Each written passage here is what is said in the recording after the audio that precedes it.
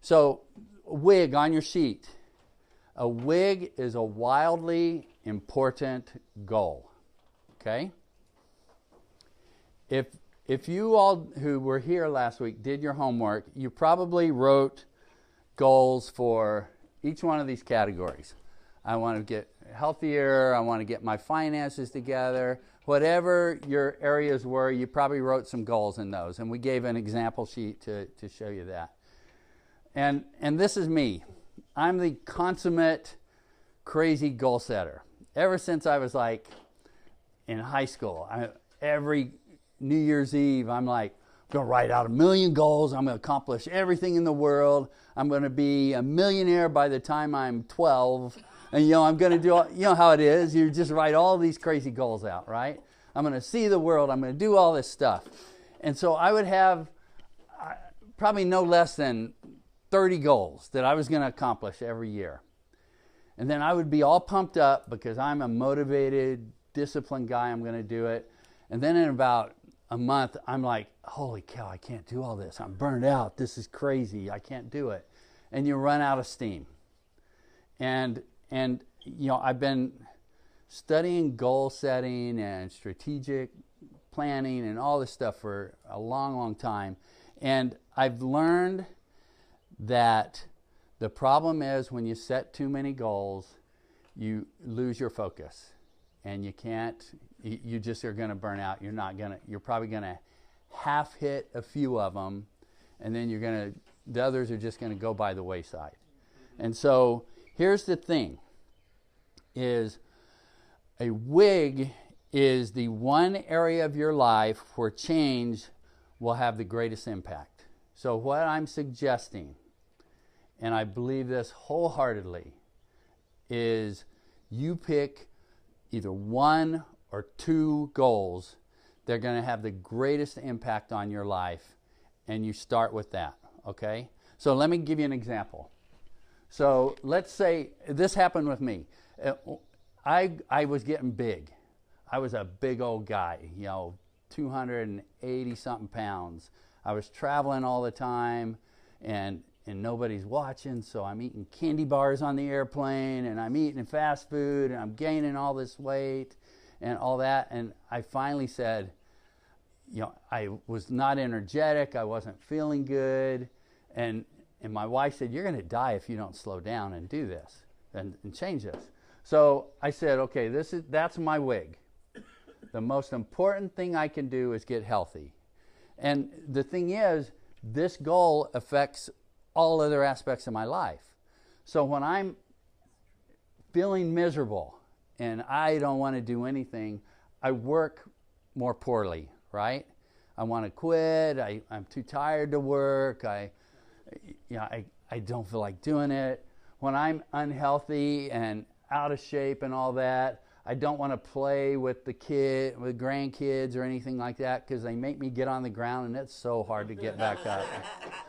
And so I don't want to do that. My wife wants to go someplace and I'm like, babe, I've been working. I'm so tired. I don't want to go do anything. And then I'm a little meaner because I want more. I want more candy. I want more donuts. I want all this. Socially, I don't want to go out because I don't feel good. I don't think I look good. I just want to kind of stay and hide. And then, spiritually, I don't want to teach any classes at church because, I'm too tired. It doesn't feel right. And so you can see your one goal that affected me the most was my health because it was hurting all these things. I didn't want to go play pickleball. I didn't want to go do any of this stuff because I was unhealthy. And so to me, that was my most important goal at the time. Your most important goal may be finances. What happens when you have bad finances? What do you think the number one thing married couples argue about? Money. So lots of fights going on, right? And that stuff's going on. You can't go do social things because you're out of money and you're just feeling the pressure. I spend more. I can't do it. You can't get more education if that's what you want to do. So you can see all of these categories affect a lot of other categories. So my thing was health. Your thing may be finances. Your thing may be Work, your thing may be, I can't do anything because my wife and I just aren't getting along and we're fighting, and so it's affecting all the other areas of your life. We're not in little boxes. All those things affect other areas. And so we need to understand that. So here's the 3 things, and then we're going to do a quick exercise. In A, or the first one, it's the goal that will make a difference. So you want to pick the goal that will make a difference. Okay, and we just talked about why. B, I don't know if you have the same letters I do, but the goal that you will commit and apply a disproportionate, and for you guys who can't spell that, out of luck.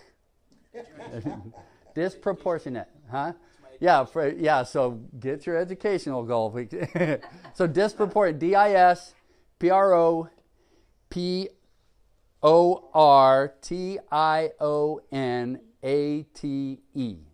Okay? Gave you a big word for that one. But, huh? Disproportionate. Yeah.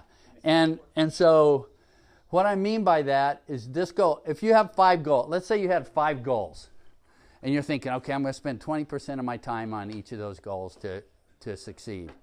No, that's not how. You want a disproportionate amount of time on the one goal. So you're going to spend 80% of your time, as an example, on that big goal, and then the other 20%, you still kind of putz around and try to work on these other categories. And you kind of just keep those moving along, but you put all your efforts in that one goal, okay?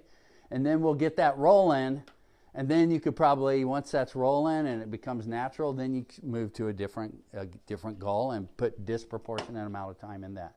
Everybody understand that? Yep. Okay.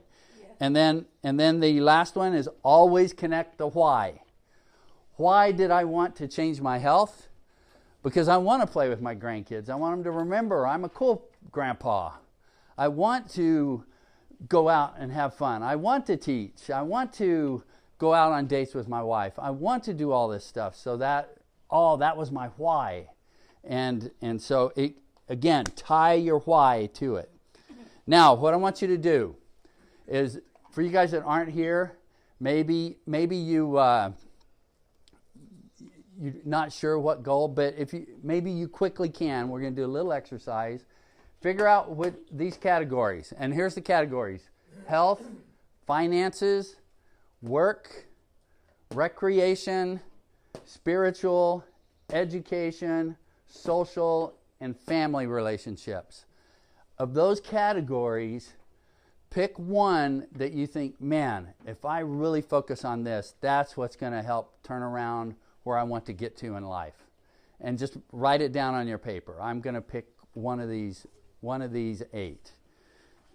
that on this paper? Yeah. Not yet. We're going to do that in just a second. But just know what category you want, okay? And then here's the thing. Now that you have it, now we're going to try my new thing, okay? Get your phone. Make sure you're ready. And now, which life area is your WIG? So if whichever goal you picked, if it's recreational, work, whatever, put in work, recreational, finance, whatever, and we'll start to see them pop up here, hopefully. So most of you are saying either health or finance, okay? One of you couldn't spell disproportionate, so you put that on there, right?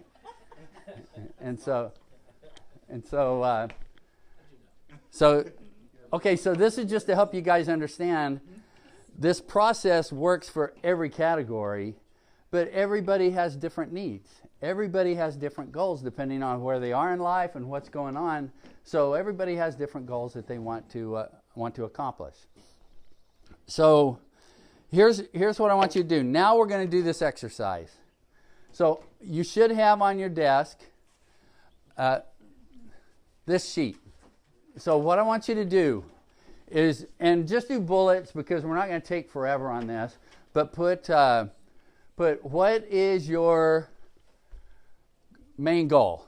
I want to improve my health or get better at managing my health. What was the other big one? Finances. I want to be a better financial manager. And how do I know that? I'll spend less than I make, whatever those things are. But that, up in the top there, I want you to have that. And then in the second one, I want you to real quickly say, if you reach that goal, what does it look like? It helps you visualize it. So if I reach that goal, let's use money for example. If I reach that goal, I don't have to worry about I'm going broke, or I can pay for stuff I need to pay for. I've got savings building up in my savings, and all those that's how I picture myself if I do this right.